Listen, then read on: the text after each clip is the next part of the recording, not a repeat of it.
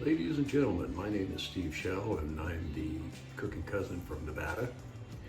And tonight we are going to be making homemade pizza. I used to work at a pizza place when I was like 16 years old. I only worked there a short time, but it taught me how to make pizzas. They turned out okay.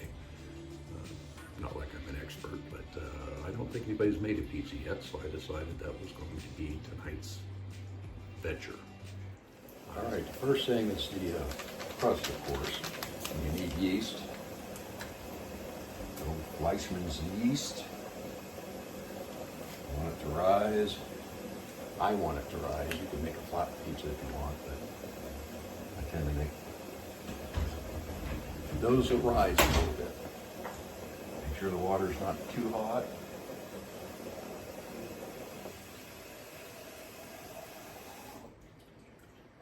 Lots of ways to do this. I cheat on a lot of things.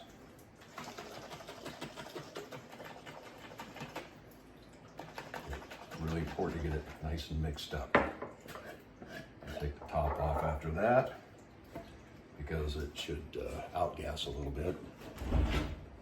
Make it tough to get it out afterwards. That's first.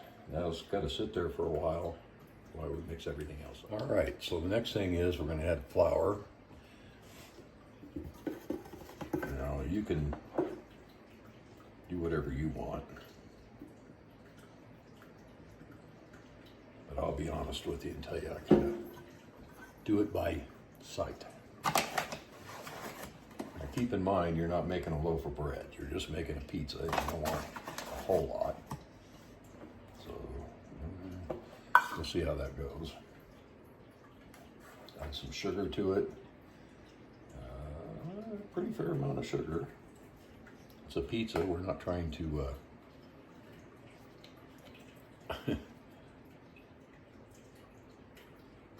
we're not trying to worry about calories. Okay. By the way, this is going to be a pepperoni and cheese pizza. That's all that's going to be in here.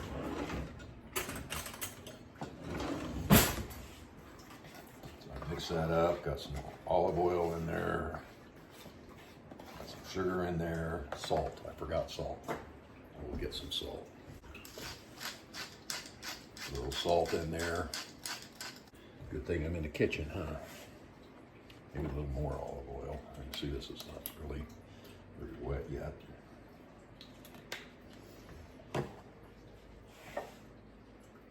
See, that's hopefully by the time we get there, that'll be all right.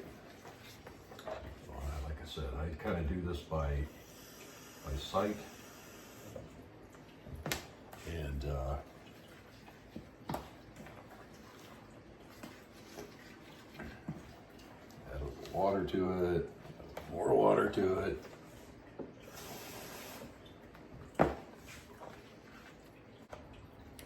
I'm going to tell you right now that I'm doing this well ahead of actually making the pizza, because this should sit around for a while. Sit around for a little while and rise a little bit. We'll knead it out here a little more. I would like, probably went a little too fast, so I would like to let that sit a little bit. So we'll come back in a minute, but I'm happy. All right, and we're back. I think that's all right now. Probably should have had a little bit warmer. You don't want to kill the yeast, so you don't want it, 212 degrees or worse. You don't want it really hot, but you want it nice and warm. Pour that all in there. If there's too much, we'll just have two crusts. Actually, that wouldn't actually, maybe I'll make two pizzas. Might not be a bad thing. I live in Carson City, Nevada, so at the top of the hill is Lake Tahoe. There's lots of trees up there, lots of pine trees. By the way, did you know that it was totally deforested in the late 1800s? There's actually photographs of Lake Tahoe being totally deforested. People like to think how special it is, and it is a special place. I don't want to say that there's anything against Lake Tahoe. It's a beautiful place to be. but it was totally deforested. They worry about fires, but it's like, it took a lot of years, but it did come back, and now it's not a bad place at all. But I don't worry about it getting all burned up, because I know that that's what will happen. It will come back. And since I think most of you people are not really from here, I will tell you why they deforested it. They took all the trees and they took them all down to Virginia City, and you all know Virginia City, that's Comstock lode, lots of gold, lots of silver. Mark Twain spent, I think, 3 years there. That's where he acquired that's where Samuel Clemens acquired his name, Mark Twain. It was on him. He was the one that decided that's what it was going to be. But anyway, by the way, since we're here, let's start kneading this a little bit. Now, if you happen to have one of those big fancy machines, let it do it. I think I wouldn't mind having one. Like I said, I make bread and do lots of stuff with flour. Not too bad. I don't think I look really fat. Not really skinny, but that's okay. Frankly, I eat more tortillas than bread.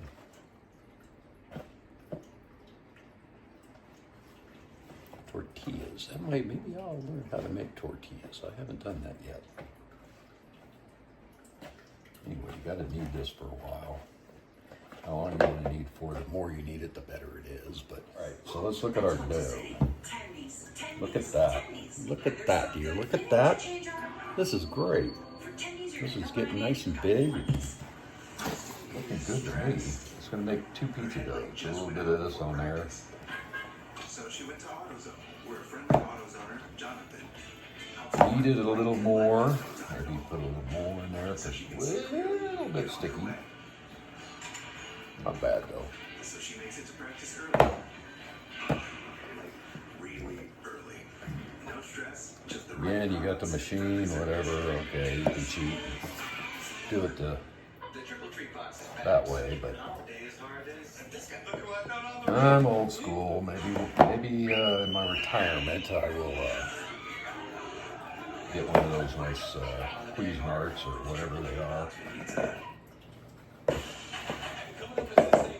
Might over floured it because you want it a little bit sticky. You don't want to be leaving anything there. All right, doesn't need much kneading this time. So we're going to let this sit just a little bit more. And yes, I still got the flour out because we're going to still need some flour. I'm going to put that on the pizza stone, it's called. Pizza stone. All right, that's good. Hello, and we're back. All right, so I let the dough raise a second time. You knead it a lot the first time and let it rise for quite a while, but you knead it a little bit the next time and let it rise for just a little while.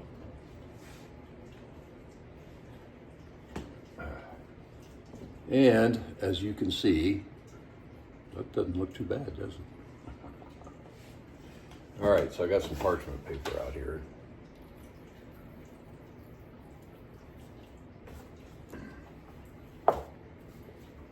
Divide this in half because I believe that we're going to need going to get enough dough for 2 pizzas. Even though it's parchment paper is not non-stick paper, it's just parchment paper. So I have to have a knife here. So we're going to cut this in half so I can make 2 pizzas.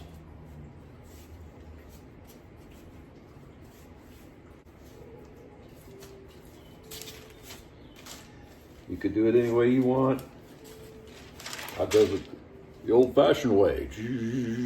No, I don't know how to do that. I just do this. And the shape really doesn't matter. You want it to reflect your personality.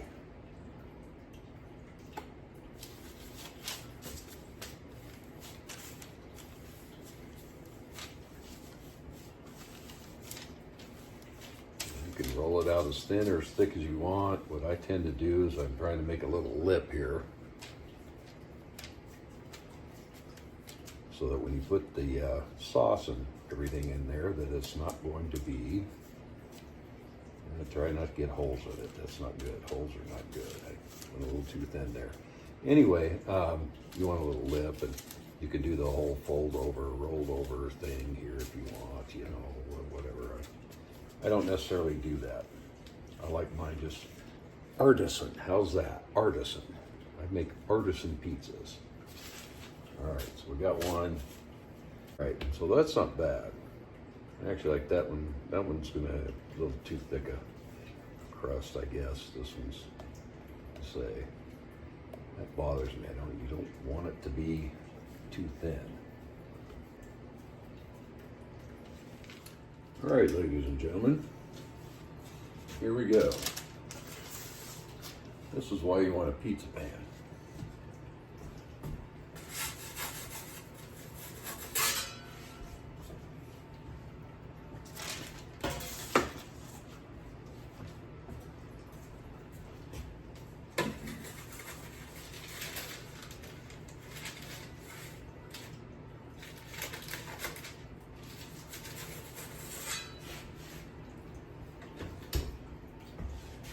There we go.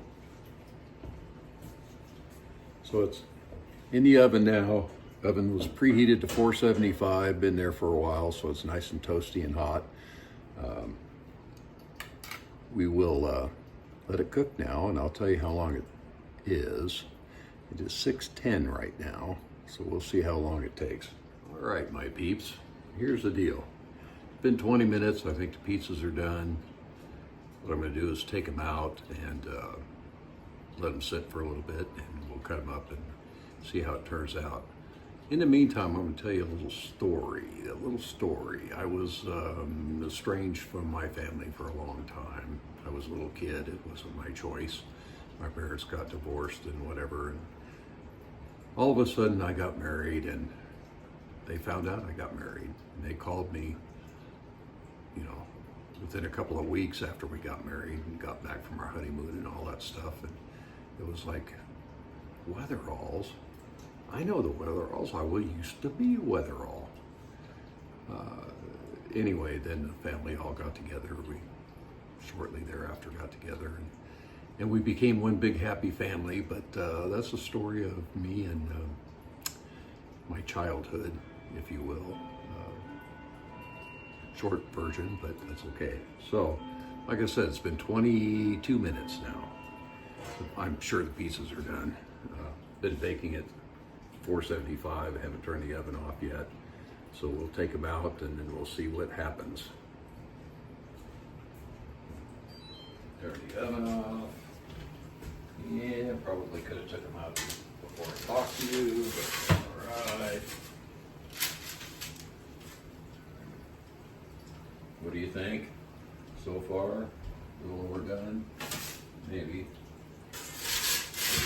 This one is overdone. All right. You can see that.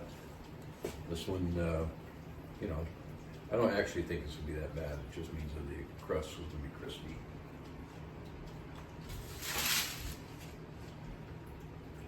You can close that. It's not summertime, but it's not wintertime yet either, so I don't need to sweat for that. All right, we're going to let it sit and cool down for a little bit, see what's going on, and then we'll try to eat them. All right, ladies and gentlemen, let's see what we've got here, okay? I think we'll do this one first.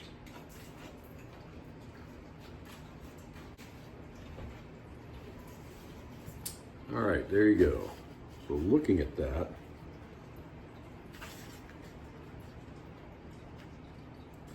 I think what I should have done, it was 475.